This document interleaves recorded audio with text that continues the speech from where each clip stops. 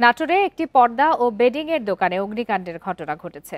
রবিবার সকাল 10টার দিকে শহরের আলাইপুরে উত্তর সুপারমার্কেটের পাশে এই ঘটনা ঘটে।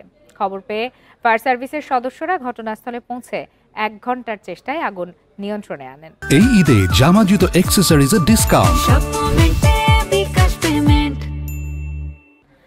নাটোর ফায়ার সার্ভিসের টিম লিডার আখতারুজ্জামান জানান, শহরের আলাইপুর এলাকায় উত্তরা সুপারমার্কেটের পাশে পর্দা গ্যালারি নামে একটি পর্দা ও লেপ তোশক বেডিং এর দোকানে হঠাৎ করে আগুন লাগে। এ সময় খবর পেয়ে দ্রুত ঘটনাস্থলে পৌঁছে পুলিশ ও ফায়ার সার্ভিস সদস্যরা। প্রায় 1 ঘন্টার চেষ্টার পর আগুন নিয়ন্ত্রণে আনে তারা।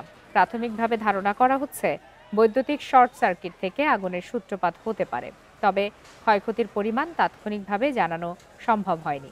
এ বিষয়ে তদন্ত চলছে, তদন্তের পর অগ্নিকাণ্ডের সঠিক তথ্য পাওয়া যাবে।